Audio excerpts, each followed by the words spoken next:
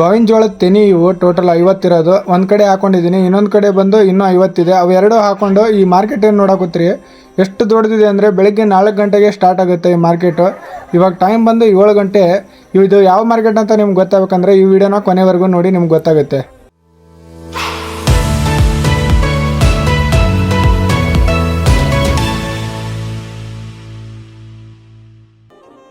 Finally ನೆನ್ನೆ ಹೋಗ್ಬೇಕಾಗಿದ್ದು ಬಾಡಿಗೆ ಇವತ್ತು ಬಂತು. ನೆನ್ನೆ ಸಾಯಂಕಾಲ 4 ಗಂಟೆಗೆ ಕಾಲ್ ಮಾಡ್ತೀನಿ ಅಂತ ಹೇಳಿದ್ರು. ಬಟ್ ಮತ್ತೆ ಲೋಡಿಂಗ್ ಇನ್ನೂ ಆಗಿಲ್ಲ ಅಣ್ಣ, ಪ್ಯಾಕಿಂಗ್ ಆಗಿಲ್ಲ ಅದು ಚೀಲ. ಅದಕ್ಕೋಸ್ಕರ ಮತ್ತೆ ರಾತ್ರಿ 8 ಗಂಟೆಗೆ ಕಾಲ್ ಮಾಡಿದ್ದೀನಿ ಅಂತ ಹೇಳಿದ್ರು. 8 ಗಂಟೆಗೆ ಮಾಡಿದ್ರು, ಇನ್ನೂ ಇಲ್ಲ ಅಣ್ಣ ಇವತ್ತು ಲೋಡ್ ಆಗ್ತಾ ಇದೆ, ಇನ್ನು ನಾಳೆ ಬೆಳಿಗ್ಗೆ ನೀವು ಬಂದ್ಬಿಡಿ ಅಂತ ಹೇಳಿದ್ರು. ಅದಕ್ಕೋಸ್ಕರ ಆಯ್ತಂತ ಹೇಳಿದೆ. ಎಲ್ಲಿಗೆ ಹೋಗ್ತಾ ಇದ್ದೀನಪ್ಪ ಅಂದರೆ ಇಲ್ಕಲ್ಲಿಂದ ಹುಬ್ಳಿಗೆ ಬಾಡಿಗೆ ಹೋಗ್ತಾ ಇದ್ದೀನಿ. ಅದು ಗೋವಿನ ಜೋಳ ಅಂತಾರಲ್ಲ, ನಮ್ಮ ಕಡೆ ಬುಟ್ಟ ಅಂತೀವಿ, ನಿಮ್ಮ ಕಡೆ ಗೋವಿನ ಜೋಳ ಅಂತೀರ. ಅದನ್ನೇ ಹಾಕೊಂಡು ಹೋಗ್ತಾ ಇದ್ದೀನಿ. 90 ಚೀಲ ಇದೆ. ಇಲ್ಲಿಂದ ನಮ್ಮೂರು ಇಲ್ಕಲ್ಲಿಂದ ಹನಮನಾಳಕ್ಕೆ ಹೋಗ್ಬೇಕು. ಹನಮನಾಳಿಂದ ಅಲ್ಲಿ ಲೋಡ್ ಆಗುತ್ತೆ ಗಾಡಿ, ಅಲ್ಲಿಂದ ಹುಬ್ಳಿಗೆ ಹೋಗ್ತಾ ಇರೋದು. ಕಸ್ಟಮರ್ ಬಂದು ಇಲ್ಲೇ ನಮ್ಮ ಊರಲ್ಲೇ ಇದ್ದಾರೆ, ಅವ್ರನ್ನ ಕರ್ಕೊಂಡು ಹೋಗ್ಬೇಕು. ಇಬ್ರು ನಿಂತಿದ್ದಾರೆ ಆಲ್ರೆಡಿ. ನಾನು ಇವಾಗ ಟೈಮ್ ಬಂದು 1:15 ಎಕ್ಸಾಕ್ಟು. ನೋಡೋಣ ಬನ್ನಿ ಹೋಗಿ. ಡೀಸೆಲ್ ಬೇರೆ ಖಾಲಿ ಆಗಿದೆ, ಏನು ಮಾಡಲಿ, ಇಲ್ಲೇ ಹಾಕ್ಸ್ಕೊಬಿಡಲ್ಲ ಇಲ್ಲ ಅಲ್ಲಿ ಹೋಗಿ ಲೋಡ್ ಮಾಡ್ಕೊಂಡು ಹಾಕ್ಸ್ಕೋಬೇಕಂತ ಗೊತ್ತಾಗ್ತಾ ಇಲ್ಲ.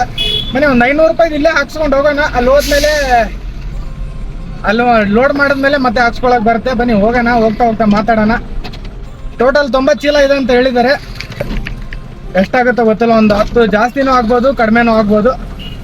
ಎಷ್ಟಾಗುತ್ತೋ ಆಗಲಿ. ಇವಾಗ ಬೆಳಗ್ಗೆಯಿಂದ ಟ್ರಾನ್ಸ್ಪೋರ್ಟ್ ಮಾಡಿದ್ದೀನಿ. 4 ಗಂಟೆಗೆ ಬಾ ಅಂತ ಹೇಳಿದ್ರು. ಮತ್ತೆ ಇವಾಗಲೇ ಕಾಲ್ ಮಾಡಿ ಅಣ್ಣ ಇವಾಗಲೇ ಬಂದುಬಿಡಿ, ಆದಷ್ಟು ಲೋಡ್ ಮಾಡ್ಕೊಂಡು ಹೋಗ್ಬಿಡೋಣ ಅಂತ ಹೇಳಿದ್ರು. ಅದಕ್ಕೋಸ್ಕರನೇ ಹೋಗ್ತಾ ಇದ್ದೀನಿ. ಟೈಮ್ ಬಂದು 1:15 ಇವಾಗ. ಎಲ್ಲಾದರೂ ಫಸ್ಟ್ ಲೋಡ್ ಮಾಡ್ಕೊಳ್ಳೋಣ, ಆಮೇಲೆ ಎಲ್ಲಾದರೂ ಊಟ ಮಾಡ್ಕೊಂಡು ಹೋದರೆ ಆಯಿತು. ಬನ್ನಿ ಲೋಡಿಂಗ್ ಪಾಯಿಂಟಲ್ಲಿ ಹೋಗಿ ಸಿಗೋಣ. ಒಂದು ಸ್ವಲ್ಪ ಚಿಲ್ಲರೆ ಐಟಮ್ ಇದೆ ಅಂತೆ, ಅದೊಂದು ಸ್ವಲ್ಪ ಹಾಕೊಂಡು ಹೋಗೋಣ. ಮೆಟ್ರಲ್ ಏನು ತುಂಬ್ಕೊಂಬರಕ್ಕೆ ಹೋಗ್ತಾ ಇದೀವಿ. ಅದ್ರ ಓನರ್ ಬಂದು ಇಲ್ಲೇ ಇರೋದು. ಇಬ್ಬರು ಇರಬೇಕು, ಅದರಲ್ಲಿ ಒಬ್ಬರು ಇನ್ನೂ ಬರ್ತಾ ಇದ್ದಾರಂತೆ. ಅದಕ್ಕೋಸ್ಕರ ನಮ್ಮ ಗಾಡಿನ ಸೈಡ್ ಹಾಕಿ ನಿಂತ್ಕೊಂಡಿದ್ದೀನಿ. ಇನ್ನೊಬ್ಬರು ಬರೋವರೆಗೂ ವೆಯ್ಟ್ ಮಾಡಬೇಕು. ಇವರೇ ನೋಡಿ ಓನರು. ಇನ್ನೊಬ್ಬರು ಬರ್ತಾ ಇದ್ದಾರೆ, ಅವ್ರಿಗೋಸ್ಕರ ಸ್ವಲ್ಪ ವೆಯ್ಟಿಂಗು. ಅವ್ರು ಬಂದ ಮೇಲೆ ಸೀದಾ ಹೋಗ್ತಾ ಇರೋದು. ನಮ್ಮ ಇಲ್ಕಲ್ಲಿಂದ ಒಂದು 25 ಕಿಲೋಮೀಟ್ರ್ ಹನಮನಾಳ ಅಂತ ಇದೆ, ಅಲ್ಲೋಗಿ ಲೋಡ್ ಮಾಡ್ಕೋಬೇಕು. ಹೋಗ್ತಾ ಒಂದು ದಾರಿಲಿ ಒಂದು 20 ಕಿಲೋಮೀಟ್ರ್ ಬಂದೆ. ಇವಾಗ ಒಂದು 500 ರೂಪಾಯಿದು ಹಾಕ್ಸ್ಕೊಂಡಿದ್ದೆ ಅಲ್ಲೇ. ಇಲ್ಲೊಂದು 1500 ಹಾಕ್ಸ್ಕೊಂಡು ಹೋಗ್ಬಿಡೋಣ ಅಂತೇಳ್ಬಿಟ್ಟು ಬಂದಿದ್ದೀನಿ. ಟೋಟಲ್ ಒಂದು 1500 ರೂಪಾಯಿ ಡೀಸೆಲು ಮತ್ತು ಅದೊಂದು 500 ರೂಪಾಯಿ, 2000 ರೂಪಾಯಿ ಡೀಸೆಲ್ ಆಯಿತು ಟೋಟಲು. ಇವಾಗೇನು ಪ್ರಾಬ್ಲಮ್ ಇಲ್ಲ, ಆರಾಮಾಗಿ ಹೋಗಿ ಅಲ್ಲಿ ರಿಟರ್ನ್ ಬರುವಾಗ ಹಾಕ್ಸ್ಕೊಂಡು ಬಂದರೆ ಆಯ್ತು ಅಂತೇಳ್ಬಿಟ್ಟು ಒಂದು 1500 ರೂಪಾಯಿದು ಹಾಕ್ಸ್ಕೊಂಡು ಹೋಗ್ತಾ ಇದ್ದೀನಿ. ಇನ್ನೂ 5 ಕಿಲೋಮೀಟ್ರ್ ಇದೆ ಗುರು. ಫೈನಲಿ ಬಂದಿದ್ದೀನಿ. ಇನ್ನು ಇವಾಗ 20 ಕಿಲೋಮೀಟ್ರ್ ಬಂದಿದ್ದೀನಿ ಇಲ್ಕಲ್ಲಿಂದ. ಡೀಸೆಲ್ ಬೇರೆ ಹಾಕಿಸ್ದೆ. ಅಲ್ಲೇ ಒಂದು 500 ರೂಪಾಯಿದು ಹಾಕೊಂಡ್ಬಂದಿದ್ದೆ, ಡೀಸೆಲ್ ಖಾಲಿ ಆಗಿತ್ತು.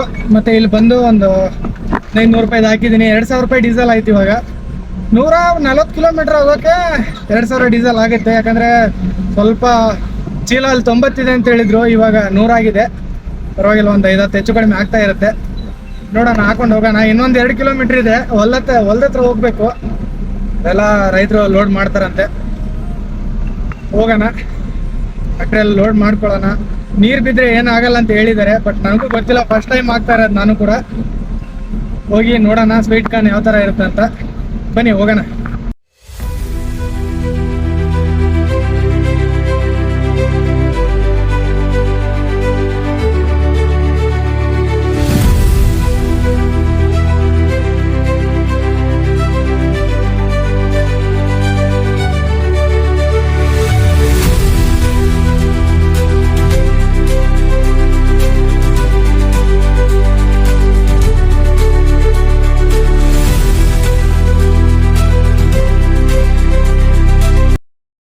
ಫೈನಲಿ ಲೋಡಿಂಗ್ ಪಾಯಿಂಟ್ ಹತ್ರ ಬಂದಿದ್ದೀವಿ. ಬಂದು ನಿಂತ್ಕೊಂಡಿದ್ದೀವಿ. ಒಂದು 20 ಚೀಲ ಇಲ್ಲಿದೆ, ಇನ್ನೊಂದು 70-80 ಚೀಲ ಆ ಕಡೆ ಇನ್ನೊಂದು ಹೊಲದಲ್ಲಿದೆ ಅಂತೆ.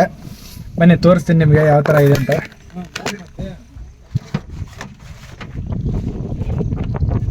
ಇಳಿಯೋಕ್ಕೆ ಒಂಥರ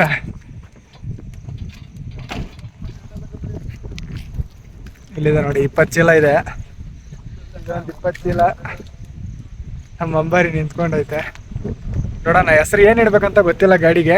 ಮೊದಲಂತೂ ಅಂಬಾರಿ ಅಂತ ಇಕ್ಕಿದ್ದೆ. ಒಂದು ನೋಡೋಣ ಇವಾಗ ಏನಾಗುತ್ತಾ ಏನಿಲ್ಲ. 20 ಚೀಲ ಇದೆ, ನೋಡೋಣ ಲೋಡ್ ಮಾಡ್ಕೊಳ್ಳೋಣ ಫಸ್ಟ್. ಈ ಚೀಲ ವಾಪಸ್ ಕೊಡ್ಬೇಕನ್ರಿ? ಟೋಟಲ್ 20 ಅಂತ ಹೇಳಿದ್ರು, 30 ಇದೆ ಚೀಲ. ಹೊಸ ಚೀಲ ತೊಗೊಂಬಂದಿದ್ದಾರೆ. ಇದನ್ನು ಕೊಟ್ಟು ಇದನ್ನು ಹಾಕೊಂಡು ಹೋಗ್ಬೇಕಂತೆ. ಸ್ವೀಟ್ ಕಾರ್ನ್ ಇದು, ಕಮರ್ಷಿಯಲ್ ಅಲ್ಲ, ಸ್ವೀಟ್ ಕಾರ್ನು. ಎಣಿಸ್ತಾ ಇದ್ದಾರೆ. ಟೋಟಲ್ 30 ಕೊಡ್ಬೇಕು, 100 ಇದೆ. ಕಡೆ ನೋಡಿ ಎಲ್ಲ ಗ್ರೀನ್ರಿ. ಬೆಂಗಳೂರಲ್ಲಿ ಈ ಥರ ಕಾಣೋದೇ ಭಾಳ ಡೌಟು. ಎಲ್ಲಿವರೆಗೂ ಹೋದರೂ ಬೆಂಗಳೂರಲ್ಲಿ ಬರೀ ಸಿಟಿ ಮನೆಗಳೇ ಕಾಣಿಸ್ತಾ ಇರ್ತವೆ. ಇಲ್ಲಿ ನೋಡಿ ಎಲ್ಲ ಹೊಲ, ಎಲ್ಲಿ ನೋಡಿದ್ರು ಅಲ್ಲಿ ಹೊಲನೇ ಇರೋದು. ಈ ಕಡೆ ಎಲ್ಲ ಸ್ವೀಟ್ ಕಾರ್ನು ಮತ್ತು ಕಾರ್ನು ಜಾಸ್ತಿ ಹಾಕಿರೋದು, ಕಮರ್ಷಿಯಲ್ಲು. ನೋಡೋಣ, ಇದನ್ನು ಕೊಟ್ಟು ಇದನ್ನು ಹಾಕೋಬೇಕ ನೀವು? ಹಾಂ ರೀ, ಅಲ್ಲಿ ಕಮ್ಮಿ ಬಿದ್ದಾವ ಬರ್ರಿ. 30 ಚೀಲನ ಲೋಡ್ ಮಾಡೋಕ್ಕೆ ಸ್ಟಾರ್ಟ್ ಮಾಡೀವಿ. ನೋಡ್ರಿ, ರೈತರು ಬಂದಿದ್ದಾರೆ, ಲೋಡ್ ಮಾಡ್ತಾ ಇದ್ದಾರೆ. ಬಟ್ ಅವ್ರಿಗೆ ಸ್ವಲ್ಪ ಪ್ರಾಬ್ಲಮ್ ಏನಂದರೆ, ಅಣ್ಣ ಮೇಲ್ಗಡೆ ನೀವು ಹಚ್ಕೊಂಬಿಡಿ ಅಂತ ಹೇಳಿದ್ರು. ಅದಕ್ಕೋಸ್ಕರ ನಮ್ಮ ಹುಡುಗನಿಗೆ ಒಂದು ಸ್ವಲ್ಪ ಮೊಬೈಲ್ ಕೈಯಲ್ಲಿ ಕೊಟ್ಟು, ನೀನೇ ವೀಡಿಯೋ ಮಾಡಪ್ಪ, ನಾನು ಹೋಗಿ ಅಲ್ಲಿ ಲೋಡ್ ಮಾಡ್ಕೊತೀನಿ ಅಂತ ಹೇಳ್ಬಿಟ್ಟು ಅವ್ರ ಜೊತೆ ನಾನು ಇವಾಗ ಲೋಡ್ ಮಾಡಬೇಕು. ನೋಡಿ, 30 ಚೀಲ ಇದೆ. ಮಿನಿಮಮ್ ಅಂದರೆ ಒಂದು 35ರಿಂದ 40 kg ಇರೋದು ಒಂದು ಚೀಲ. ನೋಡೋಣ, ಇಬ್ಬರು ಕೂಡಿ ಲೋಡ್ ಮಾಡ್ತಾಯಿದ್ದೀವಿ. ನೋಡಿರಿ, ಈ 30 ಚೀಲನ ಲೋಡ್ ಮಾಡ್ಕೊಳಕ್ಕಂದ್ರೆ ಒಂದು ಅರ್ಧ ತಾಸು ಬೇಕು. ಯಾಕಂದರೆ ನಾವು 3 ಜನ, ನಾವಿಬ್ಬರು ಮೇಲೆ ಹಚ್ಕೊಳಕತ್ತೀವಿ. ಇಬ್ಬರೆಲ್ಲ ಒಬ್ಬರೇ ಇರೋದು ರೈತರು, ಅವ್ರ ಮೇಲೆ ಕೊಡ್ತಾ ಇದ್ದಾರೆ. ಇದನ್ನು ಹಚ್ಕೊಂಡು ಮತ್ತೆ ಇಲ್ಲಿಂದ 1 ಕಿಲೋಮೀಟ್ರ್ ಇರಬೇಕು, 2ನೇ ಹೊಲಕ್ಕೆ ಹೋಗಬೇಕು. ಅಲ್ಲಿ ರೈತರು ವೆಯ್ಟ್ ಮಾಡ್ತಾಯಿದ್ದಾರೆ 70 ಚೀಲ ನಮ್ಮಗೋಸ್ಕರ ಇಟ್ಕೊಂಡು. ಇದನ್ನು ಒಂದು ಲೆಕ್ಕದಲ್ಲಿ ಇಟ್ಕೊತೀವಿ ನಾವು, ಯಾಕಂದರೆ ಮತ್ತೆ ಬೀಳ್ಬಾರ್ದಲ್ಲ, ಏನು ಮಾಡೋಕ್ಕಾಗಲ್ಲ. ಬಿದ್ದರೆ ಬೀಳಲಿ, ಮತ್ತೆ ಅಲ್ಲಿ ಹೋಗಿ ಇನ್ನೊಂದು ಸರಿ ಚೆನ್ನಾಗಿ ಹಚ್ಕೊಳ್ಳೋಣ ಅಂತ ಹೇಳ್ಬಿಟ್ಟು ಇಬ್ಬರು ಕೂಡ ಲೋಡ್ ಮಾಡ್ತಾಯಿದ್ದೀವಿ. ಇವಾಗ ಟೈಮ್ ಬಂದು 4:15. ಒಂದು ಪಾಯಿಂಟಲ್ಲಿ ಲೋಡಿಂಗ್ ಕಂಪ್ಲೀಟ್ ಆಯಿತು. 30 ಚೀಲ ಇತ್ತು ಸ್ವೀಟ್ ಕಾರ್ನು, 30 ಚೀಲ ಲೋಡ್ ಮಾಡಿದ್ದೀವಿ. ಇನ್ನೂ 70 ಇದೆ ಅಂತ ಹೇಳ್ತಾ ಇದ್ದಾರೆ. ಬಟ್ ಗಾಡೀಲಿ ಎಷ್ಟು ಹೋಗುತ್ತೆ ಅಷ್ಟು ಹಾಕೊಂಡು ಹೋಗ್ತೀನಿ ನಾನು. ಜಾಸ್ತಿ ಹಾಕೊಂಡು ಹೋಗಿ ಆಮೇಲೆ ಎಲ್ಲಾದರೂ ಪ್ರಾಬ್ಲಮ್ ಆಗಿ ಗಾಡಿ ನಿಂತರೆ ಯಾರೂ ಬರೋಲ್ಲ. ಅದಕ್ಕೋಸ್ಕರ ಎಷ್ಟು ಆಗುತ್ತೋ ಅಷ್ಟು ಹಾಕೊಳ್ಳೋಣ. 25 ಕಿಲೋಮೀಟ್ರ್ ಖಾಲಿ ಬಂದಿದ್ದೀನಿ ಇಲ್ಕಲ್ಲಿಂದ. ಇವಾಗ ಹನಮನಾಳ ಹತ್ರ ಇದ್ದೀನಿ ಪ್ರೆಸೆಂಟು. ಅಲ್ಲಿ ಹೊಲದಲ್ಲಿ ಬಂದಿದ್ದೀನಿ.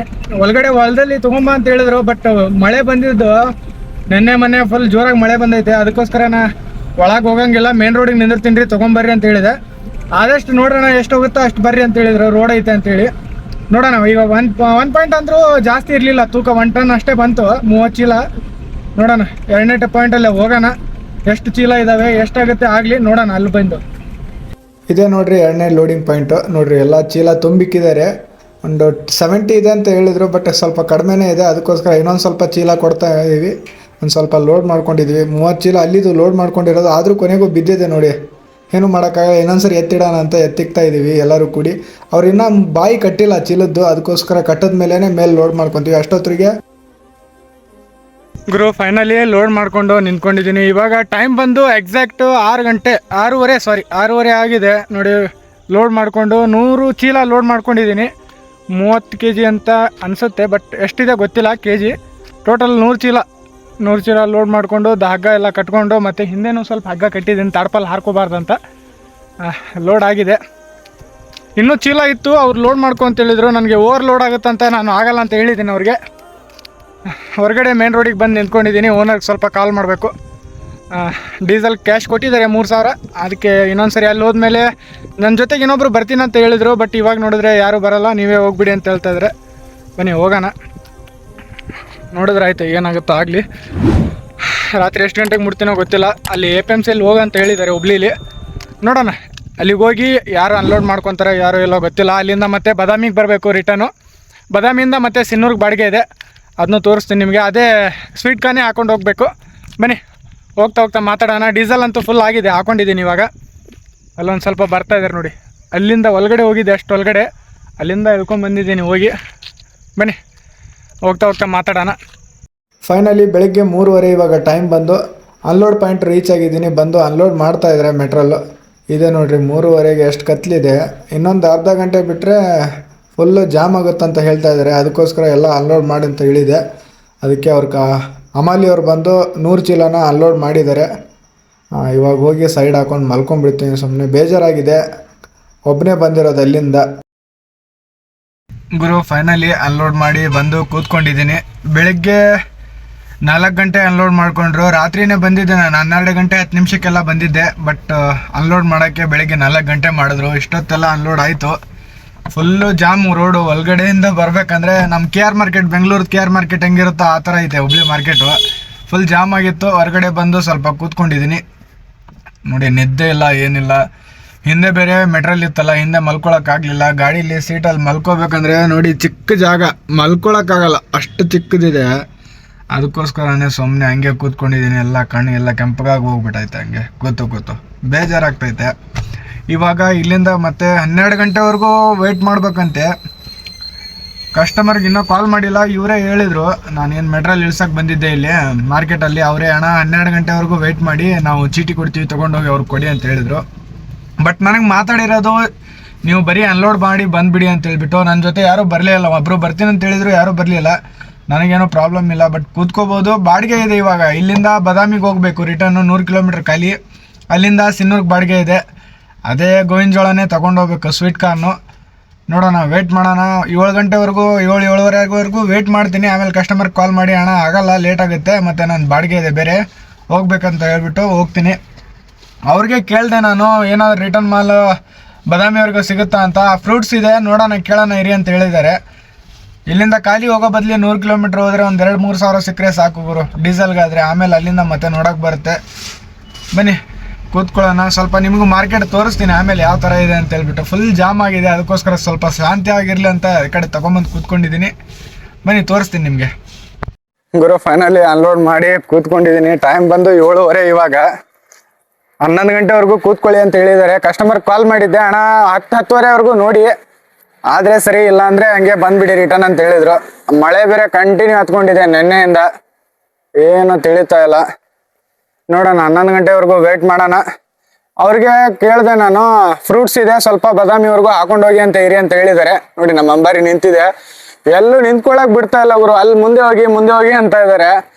ನಮ್ಮ ಪರಿಸ್ಥಿತಿ ಭಾಳ ಗಂಭೀರ ಆಗಿಬಿಟ್ಟೈತೆ. ಯಾಕಂದರೆ ಇಲ್ಲೆಲ್ಲ ಅಂಗಡಿ ಇರ್ತಲ್ಲ, ಅವರೆಲ್ಲ ಬಂದು ಅಣ್ಣ ಸ್ವಲ್ಪ ಮುಂದೆ ತೊಗೊಳ್ಳಿ, ನಮ್ಮ ಗಾಡಿ ಬರುತ್ತೆ ಅಂತ ಹೇಳ್ಬಿಟ್ಟು ಹೇಳ್ತಾ ಇದ್ರು. ಅದಕ್ಕೋಸ್ಕರ ಒಂದು 4-5 ಕಡೆಯಿಂದ ತಗೊಂಬಂದು ಬೇರೆ ಕಡೆ ಹಾಕಿದ್ದೀನಿ ಗಾಡಿ. ಇವಾಗ ತೊಗೊಂಬಂದು ಇಲ್ಲಿ ಹಾಕಿದ್ದೀನಿ.